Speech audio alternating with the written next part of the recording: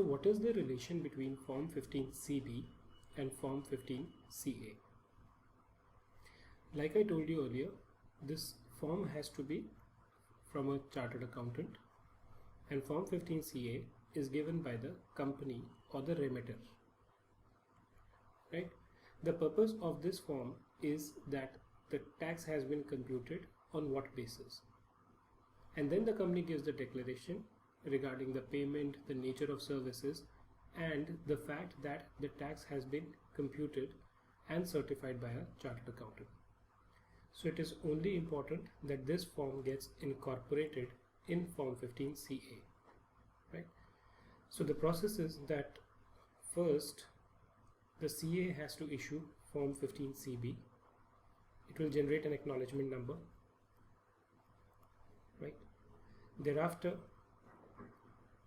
the Form 15CB XML needs to be uploaded in Form 15CA Part C, and the acknowledgement number, which is generated after filing this form, is also required to be filled in Form 15CA.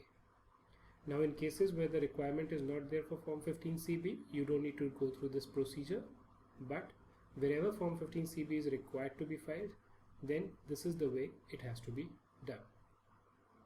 So detail of Form 15CB effectively become part of Form 15CA. So the first question which comes is, who can issue Form 15CB? A chartered accountant having valid certificate of practice, or COP as it is normally called, can issue Form 15CB except in the following case. So generally a COP holder can issue a Form 15CB, but there are certain exceptions, and these exceptions actually are the ones where there might be a conflict of interest. So the first thing is, who's the deductor, and then in that case who all will be excluded. So where the deductor is a company, a chartered accountant who is not eligible to be appointed as auditor of such company cannot issue a Form 15CB, right? If the practicing chartered accountant wants to make some payment to a non-resident for his own business, right, such chartered accountant cannot issue Form 15CB for himself. In case of firm, AOP or a HUF, any partner of a firm, member of AOP or member of HUF who is a chartered accountant. So if one of these firms has a partner who also happens to be a chartered accountant, right, then he cannot issue a certificate in respect of any remittance where the firm is the payer. Similar restrictions apply in respect of association of person and HUF. In case of a trust being the deductor, a chartered accountant who is a specified person under Section 13. Now Section 13 basically covers specified person like founder of the trust, the author of the trust, the trustee, etc. For details you can refer back to Section 13. Any person other than the above, which means if a person does not fall in any of these four categories, right, the exclusion is if a person is competent to verify and sign the return of income of such person, then in that case he cannot issue Form 15CB on behalf of such a person, right? Again, there are some additional restrictions that a chartered accountant cannot be the officer or employee of the deductor. Any relative of the person given at, actually this should be as under, which means that these three categories cannot be there. Himself holding any security or interest in the deductor. So if a person, let's say there's a company, there's a shareholder. The shareholder owns securities in the company. If there is any relative of such shareholder, he cannot issue a Form 15CB in respect of such entity. Having his relative or partner holding any security or interest in the deductor of the value above rupees 1 lakh, or himself indebted to the deductor. So if the person is having any indebtedness to the company, he cannot issue it. Or if the relative or partner holding any security or interest in the deductor. So if there is a CA whose relative or whose partner holds any security or interest in the deductor which is above 1 lakh, then he cannot be there. Having any relative or indebted, so this we've already discussed, have given a guarantee or provided any security in connection with indebtedness of third person to the deductor. So if there is a chartered accountant who's given a guarantee or provided security in connection with indebtedness of a third person to the deductor, he cannot be doing certification. Have given any security or guarantee for indebtedness to a third person above rupees 1 lakh. Has business relationship with the deductor. Of course, if his relationship is purely of a professional nature as chartered accountant, which is otherwise permissible, then that does not count.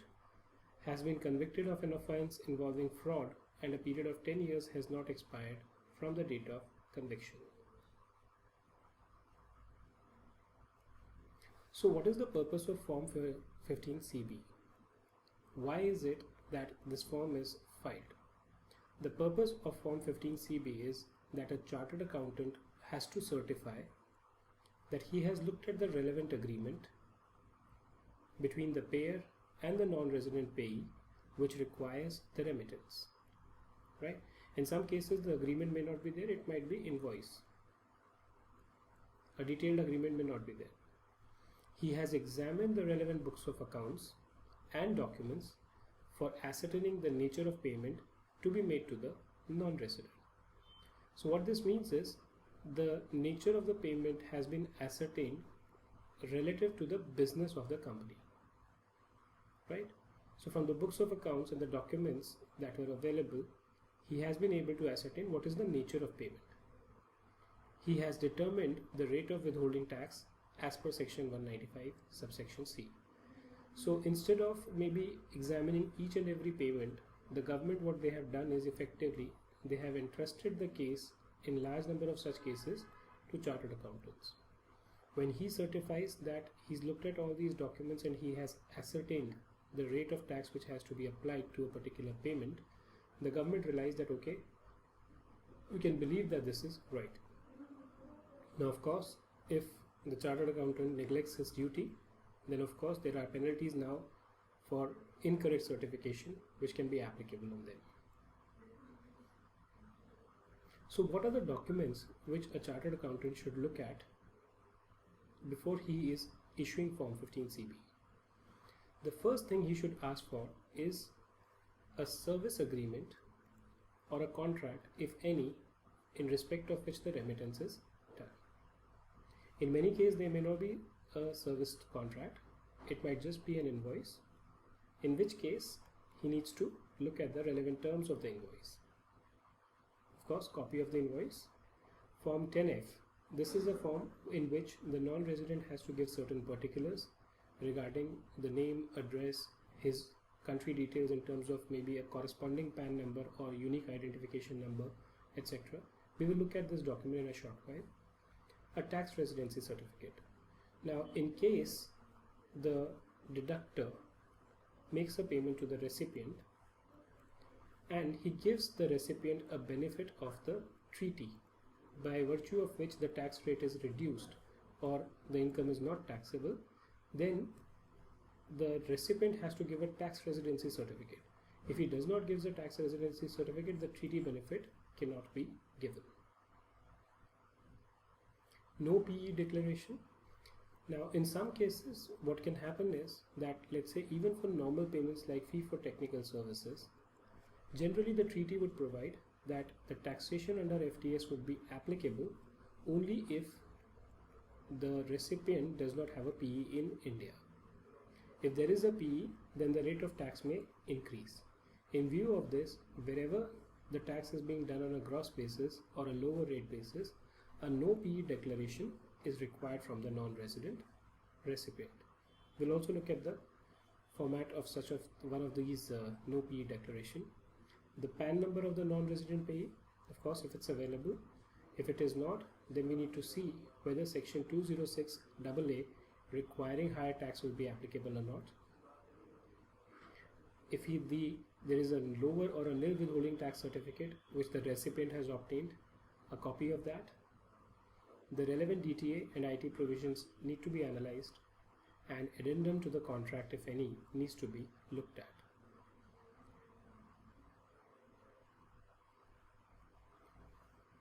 So let's look at what aspects should be looked at in the contract by a chartered accountant, right? We might be touching on some of the more important points. Smaller will be referred to and would be case specific, which one should look at depending on the facts of the case. But generally, what are the key terms is something what we are going to discuss. The chartered accountant needs to check the existence of grossing up clause in the service agreement or contract.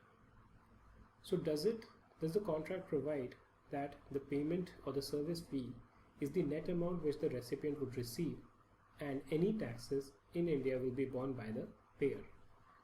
Existing of grossing up clause shows that the withholding tax would be borne by the payer. For example, if the contract is valued at 9,000 net of taxes and the withholding tax is 10%, this amount would be grossed up to $10,000 and the withholding tax would be $1,000. Okay, so what this means is, suppose A and B enter into a contract. A provides services to B and says, I need to get $9,000 in my bank account for these services. Any tax that India might apply is something you have to pay me additionally, and this you can just go and deposit with the government. Now B decides that the payment attracts a tax of 10%, right? Under the Indian law, if the payment is being made net of taxes, then effectively what that means is, if the withholding tax would have been applied, the actual payment would have been 100 minus 10, 90%, which means that $9,000 is 90% of the taxable amount. So what you do is you gross up this 9,000 by dividing it by 90% and multiplying it by 100, which gives you 10,000. And on this grossed up amount, you apply the withholding tax rate to get the amount of tax that has to be deposited with the government. Since the tax amount will vary depending on whether this clause exists or not. If this clause was not there, you would have simply applied 10% to 9,000 and you would have deducted 9, right? But because the tax varies just because of this thing, you need to see whether a grossing up clause exists. One of the samples of the grossing up clause in the service agreement could be as under. The contract price does not include any applicable Indian taxes, withholding tax, if any, or other fiscal or parafiscal levies and fees payable in India. All taxes, duties and levies in India has to be borne by XYZ Limited, right? If this kind of a clause exists in the agreement, then that means you need to gross up the payment by ascertaining the tax rate and not apply the tax rate on the net payment.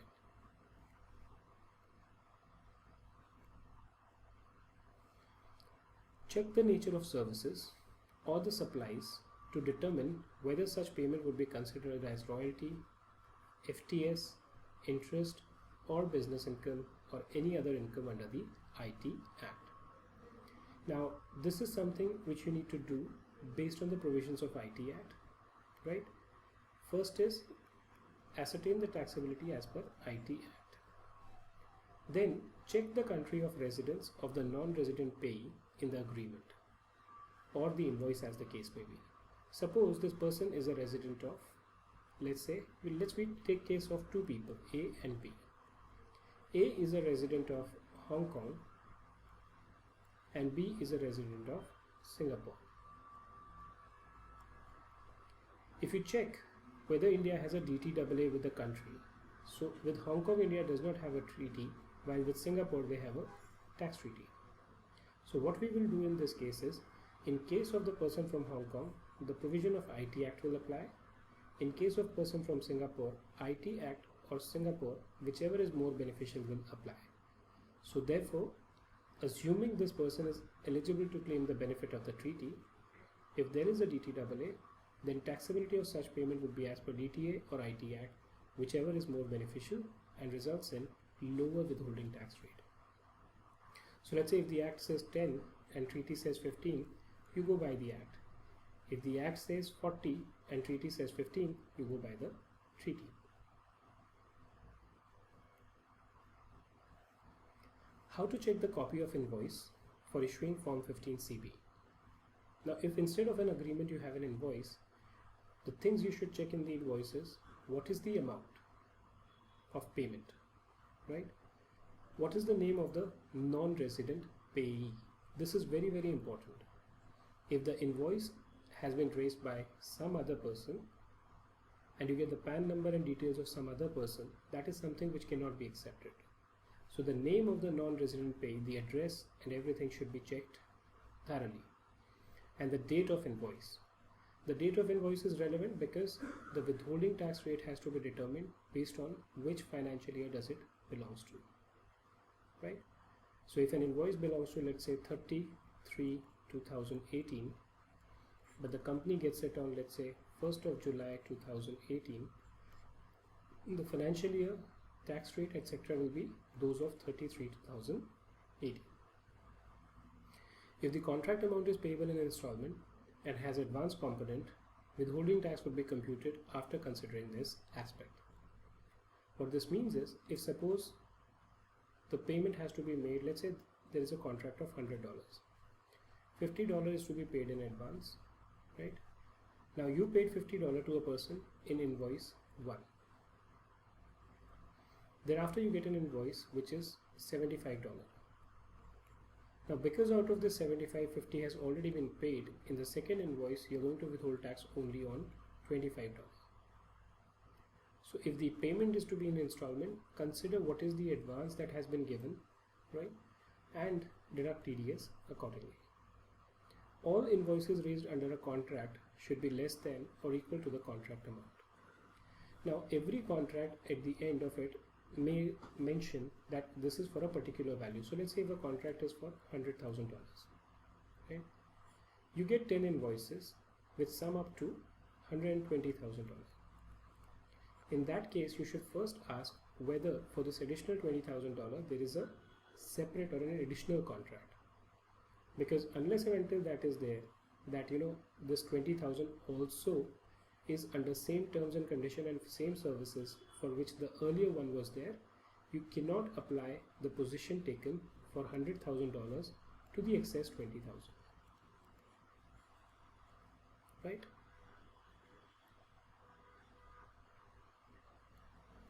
Form 10F, tax residency certificate and no PE declaration from the non-resident. All these documents are collected from the non-resident payee in order to give the benefit of the relevant DTAA and determine the withholding tax rate as per the DTA. So if there is a non-resident who wants to claim the benefit of a DTAA, he has to give all these 3 documents, right? Now obviously TRC and 10F is something which is essential to claim the benefit of the treaty, right? A no PE declaration may be applicable in some cases, may not be applicable in the other cases. That will depend on whether the article for which you are claiming the benefit under a DTAA requires a changed tax treatment if there is a PE. So suppose for fee for technical services, if there is no PE, it might be taxable at 10%. But if there is a PE, it may be taxable for as high as 40%. So you should obtain this declaration, otherwise you might end up applying a lower rate when a higher rate was to be applied. The period mentioned in 10F, TRC and no PE declaration should be of the period during which the non-resident has rendered services or would provide services. Now each of these documents may be for a particular period, right? If that period has expired, then you need to obtain them afresh. So suppose the non-resident would provide services during November 18 to January 19. However, from 10F, TRC and no PE declaration given by non-resident to the payer is valid from July 1, to June 30, 2018. Effectively, the validity period has expired. In such a case, the payer is required to obtain new documents from the non-resident which would be valid from this period. Else, benefit of DTAA would not be available, right? So this is a sample copy of Form 10F, right? I would just take you through maybe some of the key clauses. Here you need to mention the details of the person who's signing the form, right? The capacity in which he is signing, which is the designation, maybe a director or something like that, and relevant to the previous year for the purpose of subsection 5 of section 19. So here you basically need to give the details of the assessee. So if the assessee is an individual or a company, you mention here. If this non-resident individual or company has an Indian PAN number, that needs to be given here. If this is an individual, his nationality needs to come in, or if it's a company or a firm, the country or territory where the registration has been done needs to be given. So suppose we are looking at a US company, you need to mention here US. Assessee's tax identification number in the country or specified territory of residence, and if there is no such number, then a unique number on the basis of which the person is identified by the government of country or specified territory of which the assessee claims to be a resident. So tax identification number is given in many countries. It's something similar to what you have a PAN in India. But in many countries, they may just have a company identification number, right? And they may not be a separate PAN number. In those cases, that specific identification number, something like, you have a company identification number, the SIN number in India, if that is available, you need to get it. But if they have a tax identification number, that needs to be filled in here. The period for which residential status, as mentioned in the certificate, is applicable. You need to mention what period is covered, address of the assessee in the country or territory outside India during the period for which the certificate is applicable. So the address of the foreign address has to be given here, right? And then you need to give the declaration, the signature of the person, the name, address, and permanent account number, if any. And there's a verification that needs to be done, right? That whosoever is giving that verification, he declares that to the best of his knowledge, what he has stated above is correct and complete. The date of verification and the signature and the place where it is signed needs to be given separately. A sample tax residency certificate would be something which looks like this. The tax account number of the non-resident, the details of the address, etc. needs to come here. The name would be here. And it mentions, generally nowadays when you get the TRC, it mentions that it is issued under the convention between the government of, let's say, Singapore or any other government who issues this, and the government of Republic of India for avoidance of double taxation and prevention of fiscal evasion with respect to tax on income and capital gains for the encouragement of mutual trade and investment. The language generally is simple. It just carries on in few lines. It mentions that the authority who is issuing the certificate has certified that XYZ incorporated in, let's say, Singapore on whatever is the date, is a company resident in Singapore for income tax purposes under the Income Tax Act. And the period of validity of the certificate needs to be mentioned. This is because you cannot obtain one certificate which will continue for lifetime. It has to be for a particular period, and this is due to the fact that the tax status of any assessee can change over a period of time. Again, there is a sample copy of a no PE declaration, right? This basically gives the name of the party, which is the deductor. The deductor has to be referred here. The address of the deductor, the Indian party, needs to be given here. Country would be generally India, right? This is the standard line which can be used. We refer to the consideration payable to us under the, let's say, services agreement for, let's say, technical dam or whatever it might be. In connection with this, we hereby confirm as under. We are a company incorporated under the laws of, let's say, Singapore, and having its principal office at Raffles Quay maybe, That's one of the places in Singapore where you have a lot of corporates having their offices. And a tax resident of Singapore under our domestic tax laws with tax ID. This is the corresponding PAN number. We qualify as a tax resident of Singapore in terms of the tax treaty between India and Singapore for the avoidance of double tax, and do not qualify as a resident of India under Section 6 of the Income Tax Act 1961. We are therefore eligible to invoke the beneficial provision of the tax treaty in respect of income derived from India for the period. Again, that has to correspond with the Indian financial year. Our activities in connection with this would not constitute a PE in India in terms of the Article 5 of the tax treaty. So generally Article 5 of the tax treaty covers the PE part, right?